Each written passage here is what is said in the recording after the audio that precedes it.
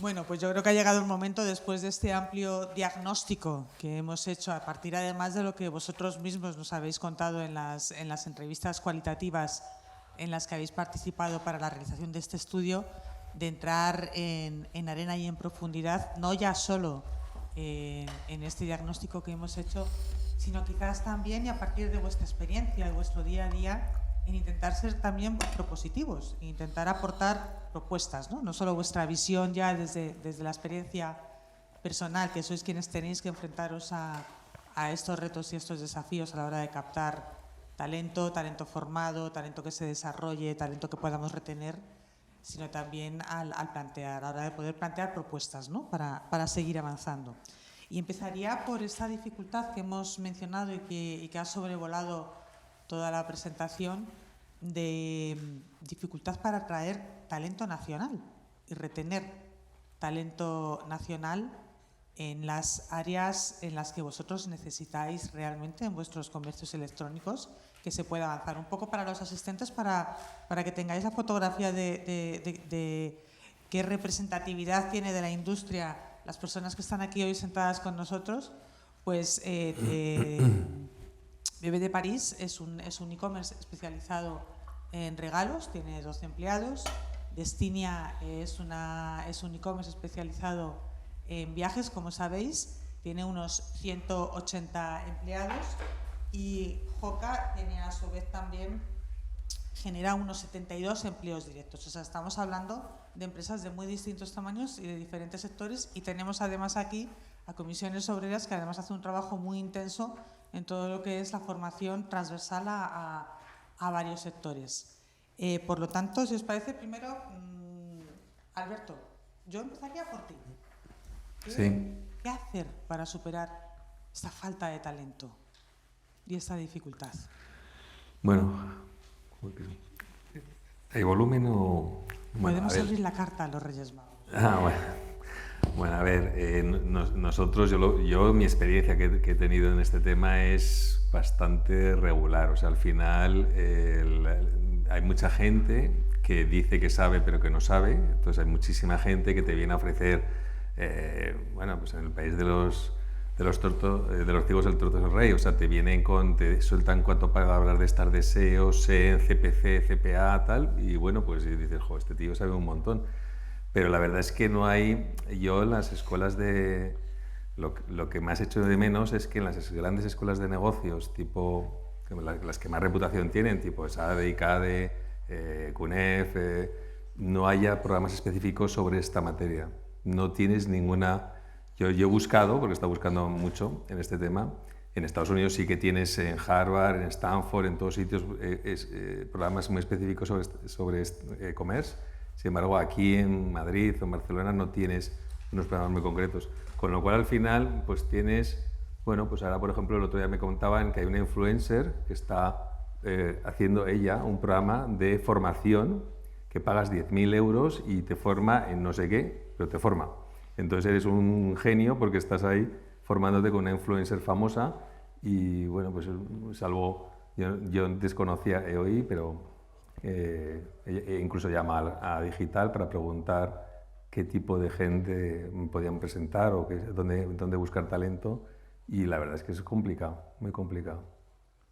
Mi experiencia, ¿eh? Beatriz, en Destinia. A nosotros nos pasa un poco lo mismo. Yo creo que uno de los principales problemas con los que nos estamos encontrando es la parte de la educación. O sea, yo, aparte de la parte del departamento de comunicación, también llevo el de marketing desde hace 12 años en Destinia, y al final lo que veo, toda la parte de marketing digital, la gente viene formada pero no ha practicado. Y yo creo que eso es uno de los puntos básicos. Estamos hablando antes del tema de la FP, de la importancia que se le está dando ahora. Yo veo que la gente viene con muchos conocimientos pero con poca práctica. Es decir, en una universidad se les enseña el marketing digital, pero se les enseña la teoría. Nunca han optimizado una campaña, por ejemplo, hablábamos de CPC, CPA, son cosas muy técnicas que realmente para trabajar en digital son básicas y que la gente tiene los conocimientos pero no los ha puesto en práctica. Entonces yo creo que ahí es uno de los escollos, y esto lleva pasando desde hace muchísimos años. Yo veo la formación de la gente que entra directa, nosotros En mi departamento sí que trabajamos con la parte de becarios, prácticas, y luego les vamos formando y van haciendo carrera dentro del departamento y de la empresa, y yo veo que la gente viene con los mismos conocimientos ahora en marketing digital que hace 15 años, ¿no? Bueno, 12 años prácticamente que llevo yo en la empresa. Entonces, la teoría se sabe, pero yo creo que esa parte, en la parte de educación, sobre todo en las universidades, falta un poco, ¿no? La parte más práctica, y no sé si es, pues, porque igual los profesores, al final estábamos hablando del reskilling, el upskilling, los propios profesores son los que, si llevas mucho tiempo en la educación, pero no en la práctica, pues todo evoluciona muy rápido y tienes que ir evolucionando en ese sentido y tienes que, al final, todo el mundo aprende un poco prueba y error, y si tú no haces la prueba, no lo puedes enseñar, ¿no? Entonces, en ese sentido, yo creo que es una de las faltas, la parte de educación, para ir cogiendo talento que luego podamos adquirir las empresas. Una desconexión entre lo que se enseña y lo que las empresas necesitan. La parte práctica, veo yo. O sea, no es que nos enseñe, es que llegan con el conocimiento técnico, pero no, o sea, con el conocimiento, pero no la práctica. No la aplicación. Exacto. Elena, en Bebé de París, bueno, diagnóstico.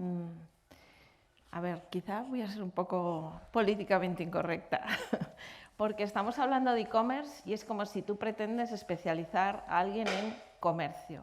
Vamos a ver, dentro del e-commerce cada vez hay más expertise muy concreto en cada área, y cada área es casi una carrera. Es decir, el mejor experto en CRO, conversiones y usabilidad es uno, el mejor experto en SEO, SEM, otro, el mejor experto en Marketplace. Pero es que dentro de los Marketplace hay los mejores expertos en Amazon, en AliExpress, en etcétera, Cdiscount. Y dentro del mejor experto en Amazon está el mejor experto en publicidad en Amazon, en subida de catálogos para la internacionalización, en atención al cliente de Amazon, que es muy diferente al cliente de un e-commerce, etcétera, etcétera. Entonces, el mejor experto en logística para e-commerce. Entonces, sobre todo si hay paquetería, bueno, en viajes, quizá es Bits, ¿no? Pero, entonces, es tan amplio el sector que para una pyme como nosotros, talento hay, pero es imposible contratar al mejor experto en tal o en tal, porque estos, solo contratarles, les tienes que ofrecer un salario de 50.000 euros, más el coste, que ahora con lo que han subido las cotizaciones es imposible porque te sale a más de 80.000 euros al año. Entonces, ¿qué hacemos? Que hay una tendencia en las pymes, por lo menos las que yo conozco y conozco muchas, a contratar a estos mejores expertos que son freelance, y los hay, y en España o donde sea, porque estos freelance, tú comentabas, César, una cosa muy importante, pueden trabajar en cualquier parte del mundo, porque la mayoría de los expertos en esto trabajan en teletrabajo, no necesitan ir a la oficina. En e-commerce, salvo las personas que están involucradas en todo el área logística. Y entonces, ¿qué quieren? Pues lo que ha pasado en Estados Unidos, se han ido de las empresas porque no querían ir a la oficina y pueden trabajar desde Bali, desde la playa aquí en España, o quieren hacer lo que quieran, tener flexibilidad. Esto es lo que nos estamos encontrando. Entonces, yo creo que en escuelas como EOI, donde estamos hoy, tienen un gran futuro formando de verdad a especialistas en cada materia, y eso se hace en formación profesional con prácticas en empresas. Nosotros ahora no cogemos a nadie por lo que ha estudiado, sino por lo que ha practicado. Punto. O sea, que nos demuestre qué ha hecho en otras empresas. Y así, o sea, yo por ejemplo, con mi equipo comercial de marketing y el CTO, nos vemos una vez al mes presencialmente y la utilizamos para brainstorming, comer, estar juntos, disfrutar, y el resto nos vemos todos los días online, punto. 5 minutos, 10 minutos, tal. Y esto es lo que está pasando. Estamos hablando ahí también de una forma diferente de afrontar la propia gestión de los recursos humanos. Exacto, es totalmente flexible. Si no, no podemos adquirir talento. Y Belén, desde Comisiones Obreras, ¿cómo estáis trabajando, impulsando la formación y este tipo de competencias? ¿Cómo lo afrontáis? Hay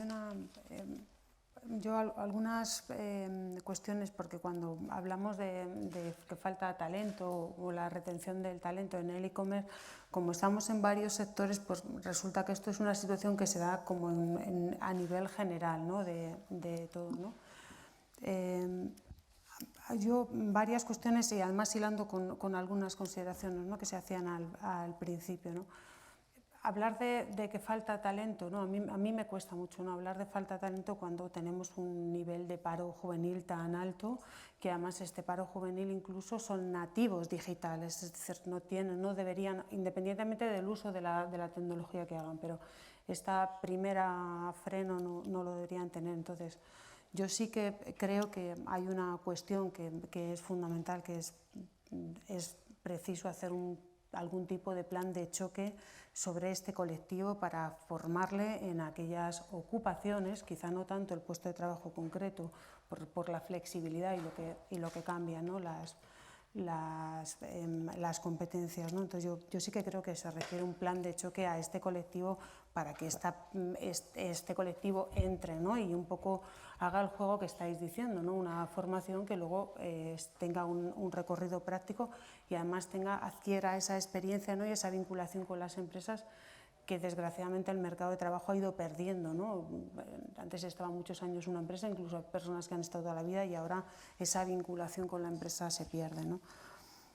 Cuando hablamos de retención del talento, yo siempre creo que hay que jugar, ¿no?, en la intersección entre lo que yo espero del puesto de trabajo, ¿no?, y lo que me ofrece, ¿no? Y ahí sí que creo que las pymes, ¿no?, están en una situación totalmente de desventaja, y creo que efectivamente, como se ha comentado aquí, algo hay que hacer, ¿no? Es decir, una persona pide estabilidad en el trabajo, un salario que sea digno, unas condiciones de trabajo buenas, que haya desarrollo profesional, que el trabajo le permita la creatividad, la innovación. En ese punto nosotros siempre estamos apostando, y lo hacemos con vosotros, con Digital, con una negociación colectiva fuerte, es decir, que haya una base que recoja esa serie de cuestiones, porque sí es cierto que hay un dumping entre las empresas, y eso tiene que haber una base que te permita, ¿no? Entonces, hay que ver cómo jugamos en esa cuestión, que yo entiendo que hay una serie de cuestiones más vinculadas a cuestiones económicas que efectivamente una pyme tiene dificultades, ¿no? Y luego yo creo que en el tema del e-commerce, y es una percepción también, hay que cambiar el discurso. Es decir, parece como que cuando sale el e-commerce, como que todo puede ser más barato porque no hay coste, y en realidad no es así. Es decir, no tienes un espacio físico, pero tienes unos sistemas que tienen mucho coste, ¿no? Y luego, por mucho que te ayuden las nuevas tecnologías, si tú quieres diferenciarte, tienes que hacer una atención personal, y por tanto hay personas, ¿no? No vamos a hablar de todo el tema de la logística, que se puso que era gratuita, cuando en realidad es un coste que tú en tu cuenta tienes que ir sumando, ¿no?, y te lo quitas, ¿no?, de esa parte. Entonces yo creo que también hay que cambiar el discurso y poner en valor de lo que cuesta el servicio, porque si no entramos en una política de costes en el que yo creo que nos perjudicamos un poco todos, ¿no? Has mencionado antes, Elena, la necesidad de especialistas en temas muy concretos, y no solo en marketplaces, sino además en Amazon, y además en Amazon, ¿no? Ayer celebramos precisamente en Digital un encuentro sobre tendencias en e-commerce. Se mencionaba que ahora mismo los marketplaces engloban aproximadamente el 50% del comercio electrónico global.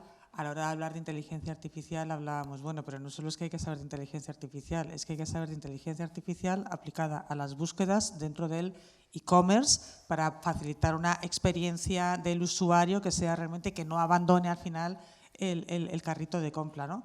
Hemos visto, y se ha quedado aquí también reflejado y de manifiesto, que hace falta programadores, pero no solo programadores que sepan también gestionar equipos. Hacen falta creativos, pero creativos que sepan de análisis de datos. Y esto cada vez es más complejo. Y tú misma también mencionabas, y tenemos empresas que en España el 99% de las empresas no es que sean pymes, es que son micropymes de menos de 10 empleados, ¿no? ¿Hacia dónde vamos en comercio electrónico? ¿Cuáles pueden ser estas tendencias de futuro en la venta online? ¿Y cuáles son los nichos que vosotros veis, por vuestra propia experiencia, que más van a crecer y que más vais a necesitar, ¿no?, cubrir? Bueno, como e-commerce, la tendencia es nunca depender al 100% de los marketplaces, es decir, hay que estar en los marketplaces porque te ayudan a vender y hay que estar, pero siempre tener tu base de datos, tus clientes fidelizados en tu e-commerce. Yo diría que la tendencia también es buscar a gente que trabaje en nuestras empresas con una mentalidad absolutamente curiosa, porque cada día hay novedades, flexible y con mentalidad internacional. ¿Por qué? Porque montar un e-commerce para vender solo en España, la verdad, no merece la pena por los costes que has dicho tú. O sea, al final, si quieres vender por e-commerce, es a vender en todos los países donde puedas. Nosotros, por ejemplo, vendemos en toda Europa, desde España, y hemos abierto ahora oficina en México para vender en la zona de Latinoamérica, aunque allí los costes de envío todavía entre países son muy grandes, ¿no? Pero en Europa ya los costes de envío son muy razonables, muy razonables. Hay empresas como, por ejemplo, GLS, que te dan una tarifa plana, casi igual para toda Europa, digo la Unión Europea, ¿eh? Luego cuando hay aduanas es otro coste. Pero realmente la tendencia es internacionalización, tener tu propio e-commerce y tener también, estar en marketplaces y utilizar la inteligencia artificial como complemento a todos los expertos. A mí el otro día leí un artículo, que no me acuerdo del nombre, de un súper experto americano que utilizaba la figura del centauro. ¿Por qué? El cuerpo del centauro es la inteligencia artificial y la cabeza es el experto, el humano, que utiliza el cuerpo del centauro y le pone cabeza y lo utiliza como complemento, como asistente, ¿sabes? Entonces me gustó mucho esta figura. Beatriz, ¿vosotros en Destinia? A ver, yo estoy estoy totalmente de acuerdo con lo que está diciendo Elena. Al final, creo que es básico la parte de la curiosidad, la creatividad, etcétera. Todo eso, por mucho que hablemos, al final todo va hacia la inteligencia artificial, lo estamos hablando, porque además hay que aprovecharla, porque es algo que nos va a ayudar a todos los e-commerce, principalmente yo creo que es toda la parte digital, y en las diferentes áreas que tenemos, y eso no lo podemos desaprovechar, es hacia dónde va y tenemos que aprender, pero eso no sirve de nada si no tienes una persona, si no tienes personas detrás que le dan sentido, ¿no? Entonces, desde el punto de que te dicen, ¿te ayuda a programar? Ya, bueno, te ayuda a programar, pero tiene que haber un programador que lo revise. Lo que te puede hacer es facilitar que sea el trabajo más rápido y entonces que el programador pueda hacer más cosas al mismo tiempo, pero tú necesitas a un programador que revise eso, que vea eso y que esté bien, porque además una máquina te programa lo que tú le dices, tienes que saber preguntarle bien, todo eso es muy importante, porque una máquina no sabe cuál es el objetivo, ¿no? Que se ha definido a nivel estructural desde una empresa. Entonces, todo eso necesitas a las personas, lo que pasa es que un programador se tendrá que ir formando para hacerlo bien y para revisar, etcétera, ¿no? Lo mismo pasa en otras cosas, en temas de contenidos, en las diferentes áreas de la empresa, se va a poder utilizar la inteligencia artificial para todo, pero es muy importante que haya personas detrás con la formación o con la curiosidad para formarse, porque ninguno sabemos, hablamos de ChatGPT ni inteligencia artificial, pero al final, si tú tienes personas que no tienen la experiencia, pero tienen la curiosidad, el interés, la creatividad para pensar las cosas y probar y ver y el sentido para ver si las cosas funcionan o no funcionan, eso es lo que va a hacer que la empresa avance. No realmente tener inteligencia artificial. Entonces yo creo que eso es un poco hacia donde tenemos que tirar, hacia la parte de gente creativa que hablábamos, curiosa y, por supuesto, formar a las personas en los avances rápidos que se van dando, pero que las propias personas tengan la curiosidad. No nos sirve de nada que una persona esté 8 horas dándole a un botón y que todo lo que está a su alrededor vaya evolucionando y esa persona no, ¿no? Entonces, tú ves que las personas dicen, bueno, pues 7 horas dando a un botón por decir algo y la otra voy a buscar a ver cómo puedo utilizar esto de ChatGPT que estoy escuchando para intentar facilitarme el trabajo. O sea, aunque sea por propio egoísmo, ¿no? Y luego de ahí que vayan avanzando. Entonces, yo creo que es hacia donde tira todo y nosotros lo estamos viendo mucho dentro de... En esta evolución, Alberto, quizás dentro de JOCA, que pertenecéis a un grupo con más de 30 años de trayectoria, habéis visto cómo ha ido cambiando todo el contexto y cómo ha evolucionado. Esas necesidades, además, de incorporación de personal para seguir avanzando.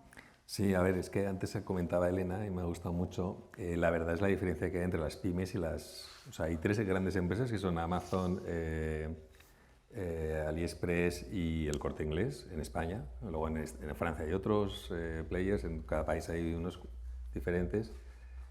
Y luego estamos los demás, o sea, están estos 3 grandes y todos los demás. Todos los demás jugamos con, pues, a ver, talento hay mucho talento y es verdad, hay mucha gente muy preparada, pero está la demanda de gente, de personal capacitada para este tema que se necesita, que es muy difícil encontrar a la gente adecuada. Pero bueno, también habéis hablado del tema de la internacionalización de la empresa, ¿no? El vender fuera, Bueno, pues a mí me ocurren cosas tan divertidas como que si vendo a través de Amazon soy competitivo y si vendo a través mío pues no soy competitivo. Es decir, el coste de transporte a través de una grandísima empresa como de un player como Amazon a Rumanía, por ejemplo, es infinitamente más bajo que el que yo consigo peleándome y eso que muevo muchísimos miles de paquetes y no hay forma bueno, pues tiene una serie de ventajas.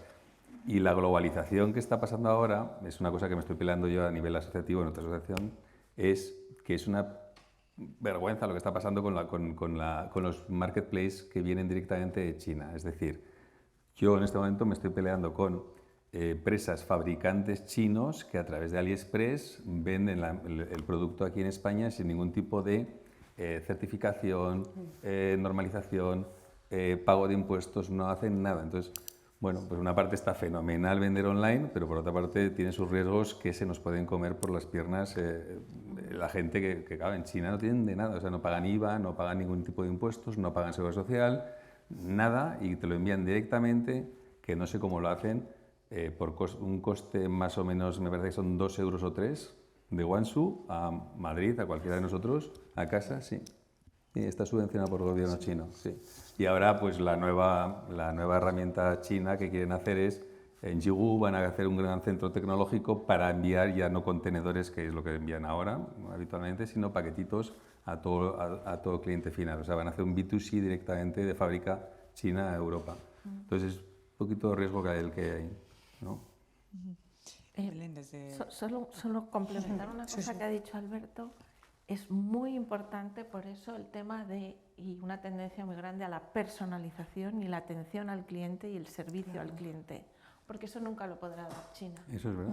Entonces, de momento, también no. Es una tendencia de todo el tema de personalización, de servicio técnico, de atención a ese cliente, el que tenga un teléfono, que le atiendan en su idioma, etcétera, ¿no? Claro. Bueno, se puso una barrera, me parece que eran 350 millones de paquetes, lo que enviaban China, paquetes pequeños al cliente final, al año, a Europa. Y pusieron una barrera, la Comunidad Económica Europea puso una barrera de arancelaria, en el sentido de que tenía que cada paquete, si era por un importe superior a 20 euros, tenía que hacer un despacho de aduanas que vale 16 euros, con lo cual ¿Dónde está? Bueno, pues los chinos que hicieron prepago de todo, 0 euros, valor de la mercancía 0. Ahora este año ha salido ya una normativa que es que todo paquete que entre tiene que despacharse de aduanas, pero no sé cómo lo hacen, que siguen entrando aquí los paquetes sin conocimiento. Creo que compran mucha deuda de cada país y entonces están aplazando la entrada en vigor sí, a base de dinero, Sí, pues, claro. la entrada en vigor de la normativa, sí. Claro. Sí. Te preguntaba a ti antes, desde Comisiones Obreras, ¿cuál es ese diagnóstico que hacéis de hacia dónde van las necesidades de formación y tendencias en este ámbito, más allá de lo que hemos comentado de formación, RPA, atención, personalización, etcétera? Nosotros coincidimos un poco con el análisis y lo que se planteaba, ¿no? Yo creo que el sector de e-commerce tiene perfiles puros de temas de tecnología, eso como está, ¿no? Y luego yo creo que tiene que ver con lo que es el desarrollo de la ocupación, una ocupación concreta que tiene una utilización o un análisis de la tecnología como una parte necesaria e imprescindible de tu puesto de trabajo, ¿no? En el que efectivamente en este uso de la tecnología, pues lógicamente está pues, la resolución de problemas, la innovación, la creatividad, el buscarte la vida, ¿no? Por decirlo de alguna manera.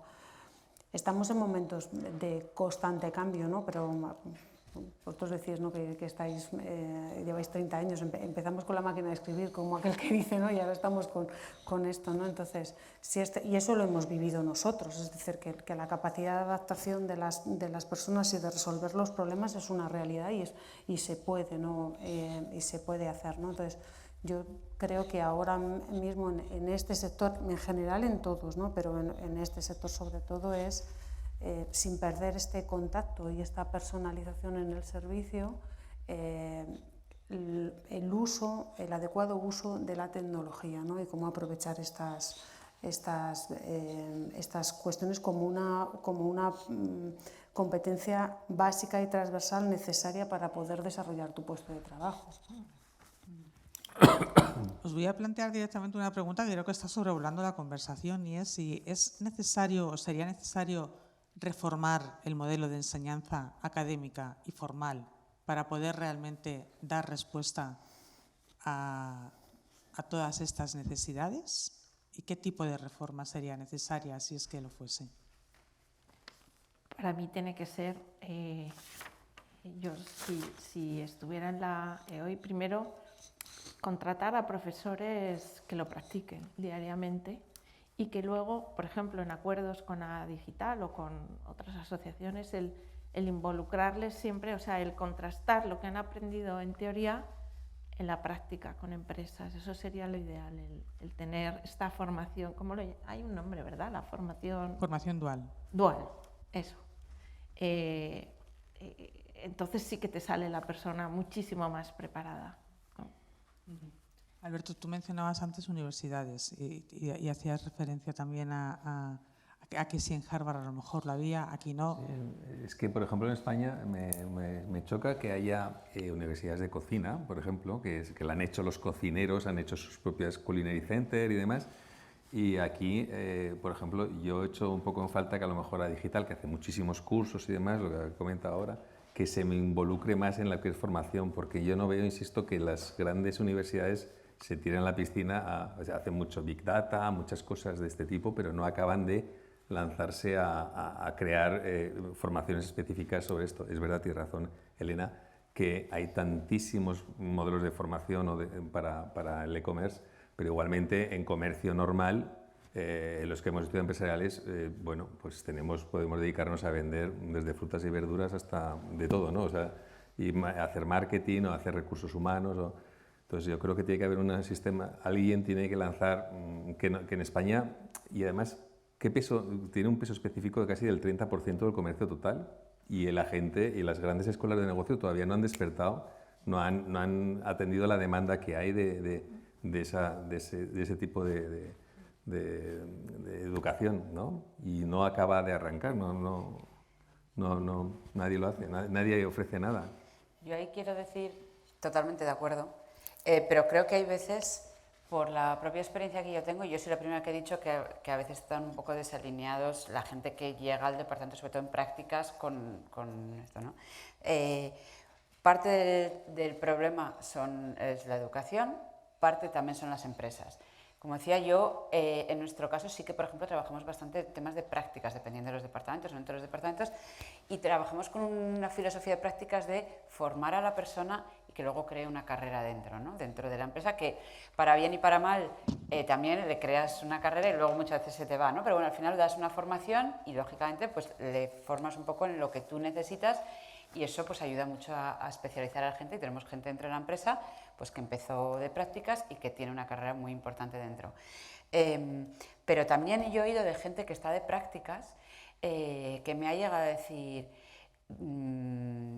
te agradezco a Destinia cómo se dan las formaciones y las prácticas, porque yo he entrado a hacer X y lo estoy haciendo en las prácticas, y compañeros míos en prácticas en otras empresas no tiene nada que ver. Siguen, por decir de alguna manera, siguen llevando el café, siguen haciendo fotocopias.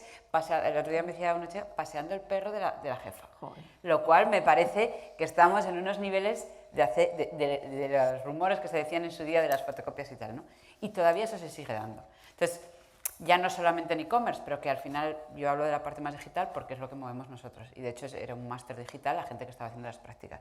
A mí todo eso me parece que las propias empresas también tienen que dar un paso. Es decir, nosotros pedimos a gente formada, pero nosotros, las empresas también nos tenemos que involucrar. O sea, hay gente y hay empresas que cuando se trabaja la parte de formación y más formación dual o la parte de las prácticas, deberíamos intentar crear una carrera interna. Que yo entiendo que lo hacen todas las empresas y a mí cuando me cuentan estas cosas me parece muy poco profesional por las partes de las empresas que lo hacen, pero es que me lo cuenta gente que a estas alturas está trabajando en prácticas en nuestra empresa y que luego va creciendo. Entonces, si nosotros como empresas, bueno, gracias a Dios la mía no, pero todavía esto se sigue dando, no podemos exigir la parte de educación si las propias empresas tampoco aportamos en esa parte para ir creciendo el talento, ¿no? Bueno, en teoría, cuando se incorpora un estudiante en prácticas en una empresa, la empresa tiene que presentar un plan de tutorización de ese estudiante a la universidad o a la escuela de negocio con la que haya concertado el convenio. Ya.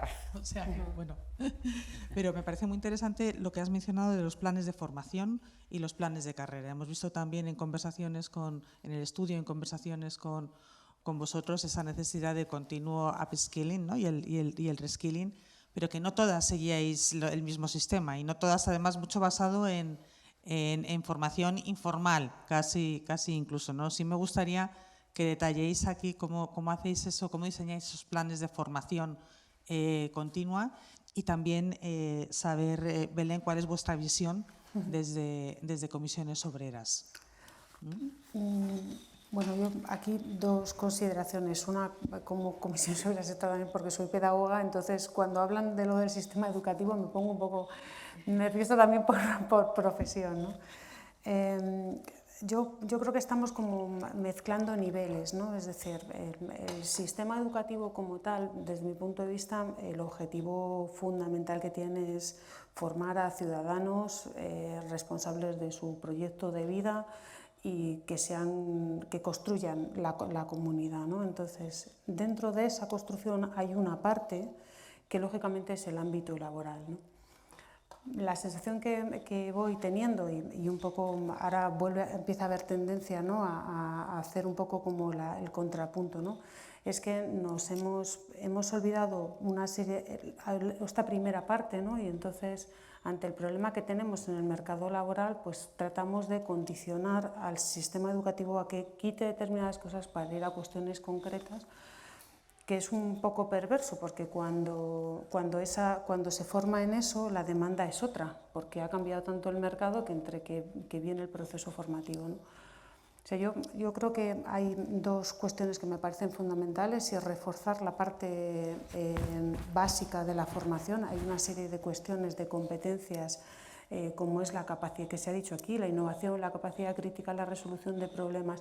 Eso tiene que ver con la formación básica que da el sistema educativo. Y luego hay otra parte que yo creo que poco a poco se ha ido perdiendo, que es todo lo que tiene que ver con la formación para el empleo, la formación en el trabajo, y quizá un punto que es la relación entre la empresa, el sistema o la formación para el trabajo, pero cuando digo empresa, digo también pyme y micropyme, porque la percepción que yo tengo en esta relación, ¿no?, y en las demandas, es que la relación es muy directa cuando son grandes compañías, pero cuando son pequeñas compañías o la pyme, la relación se pierde, y los perfiles que se demandan en una gran empresa con respecto a una pyme es diferente, porque son necesitas más polivalencia, ¿no? Entonces, yo creo que a mí me parece que en este debate y en esta cuestión creo que no deberíamos mezclar espacios, es decir, y pedirle a cada ámbito que haga bien su parte, porque muchas de las cuestiones que tenemos con el desempleo juvenil es fracaso escolar, es la primera etapa del sistema educativo, y es muy difícil formar en estas cuestiones que se están pidiendo de madurez, ¿no?, a una persona cuando no tiene esa base, ¿no?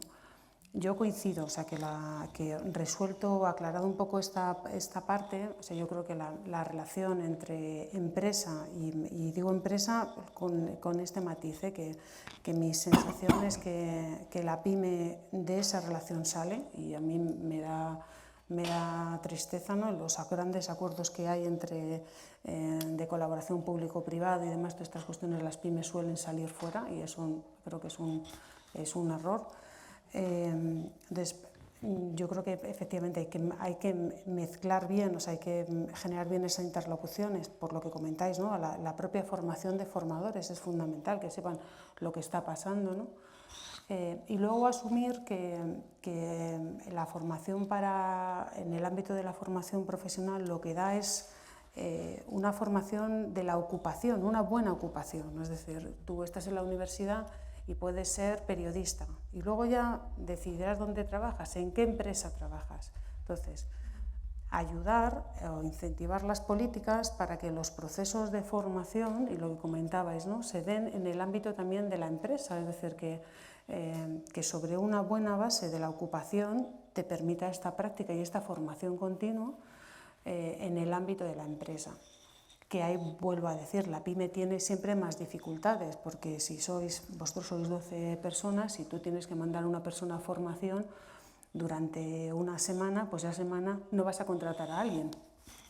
Entonces, hay que ver cómo se incentivan esos procesos de formación continua y de aprendizaje en el puesto de trabajo que tradicionalmente existían, porque no había esta movilidad laboral entre empresas, entonces era como más fácil. Entonces hay que ver cómo se ajustan eso, ¿no? Pero yo creo que al sistema educativo yo le pediría, por una parte, una buena base desde el punto de vista humanístico. Cuando hablamos de utilización de la tecnología entra esa parte, ¿no? El problema que tenemos ahora, ¿no?, con las tecnologías, el refuerzo, o sea, lo que es una ocupación, una base de la ocupación fuerte, y luego que se establezcan canales claros y ayudas claras para que se permita la formación continua en el ámbito de la empresa, ¿no? Y entonces tenemos este juego de las tres piezas, ¿no?, que yo creo que como dos se rompen y la empresa tiene esta necesidad, pues vamos pulsando a las dos, ¿no? Pero yo creo que la clave está en el juego, ¿no?, de las tres, ¿no? Nosotros no contratamos en prácticas. ¿No contratáis qué? En prácticas. No, porque somos tan poquitos que necesitamos al que sabe de marketing digital y coordina con gente freelance por el mundo, pues cada experto en su tema. O sea, no nos serviría, o sea, a mí me encantaría poder contratar en prácticas a alguien, pero es que no puedo prometerle lo que haces tú, que es enseñarle, hacer una carrera, etcétera, etcétera. Es la verdad de las pymes, o sea, y necesitamos a gente que sepa. También yo creo que una tendencia también en el sector que estoy viendo, que antes la he comentado muy por encima, pero es el autoempleo. O sea, cada vez hay más el experto que es el mejor en publicidad en marketplaces o en marketplaces en Amazon, por ejemplo, que trabaja para varios clientes en todo el mundo y que es que tampoco se enseña en las escuelas de negocio, ¿no? Te enseñan como para trabajar en una multinacional y no es así. Hay muchas salidas profesionales para los jóvenes, que una puede ser un trabajo en una multinacional, pero por ahí pues hay unos requisitos de educación, de formación, etcétera, que los que han dejado el colegio pues no tienen. En una pyme necesitamos ya gente muy experta, que haya practicado mucho, etcétera. Y luego está el autoempleo, que podría ser una salida muy buena para empezar y luego quizá que te contraten en otro lado, ¿sabes? O sea que se enseña poco esa parte. Sí, pero ¿cómo implicar a la empresa en la formación de nuestros empleados? Sí, yo a mis empleados les meto en todos los cursos que hace a Digital que interesan, los que no son gratis. En Destinia, ¿tenéis un plan de formación continua? Nosotros tenemos, sí que trabajamos de dos maneras, ¿no? Hay planes de formación más a nivel global, es decir, pues, por ejemplo, departamentos en los que se ve que hay algún screen que se necesita y sí que se les da la formación a nivel del departamento entero. Luego también se da apoyo cuando las propias personas quieren seguir creciendo y plantean a la empresa sus propios cursos, porque muchas veces la propia persona que está trabajando, cuando, como decía yo antes, tiene una inquietud, pues va viendo en su trabajo lo que necesita. Entonces se suele proponer mucho, los propios trabajadores proponemos a la empresa y eso se valora por parte de los superiores y se les facilita.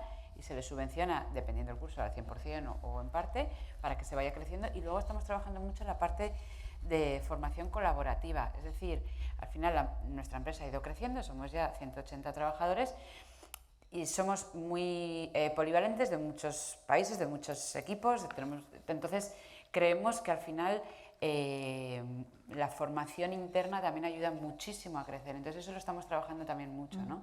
Entre departamentos, por cosas que nos pueden ayudar, y luego también dentro del propio departamento, porque al final, yo por ejemplo dentro de mi equipo de marketing somos mucha gente muy especializada en las diferentes áreas del marketing, pero al final todos necesitan saber de todo, por dos razones: porque tenemos que trabajar juntos, porque necesitas conocer lo que hacen los otros para mejorar tu propio trabajo, y también para la propia inquietud del propio trabajador, ¿no? Tú puedes saber mucho de Amazon, por decir uno, pero tener la curiosidad de AliExpress, aunque no lo trabajes, quieres aprender. Entonces, esa parte en todos los ámbitos de la empresa, esto es muy concreto por lo que estamos hablando, pero lo trabajamos también mucho, ¿no? Intentamos dar la formación colaborativa para que todo el mundo vaya aprendiendo y te ayuda a crecer y a tener más inquietud y a entender mejor y a ir mejorando todo lo que es la empresa. Entonces, trabajamos la formación de esas tres maneras. Nosotros buscamos, a nosotros nos forman realmente. Nosotros ya casi tiramos la toalla de nuestra propia web, porque seguimos trabajando, es un tipo landing page, ¿no? Y nos forman pues Amazon y AliExpress constantemente. De hecho, ayer estuvimos con Amazon un equipo y formándolo, hace 2 semanas con AliExpress.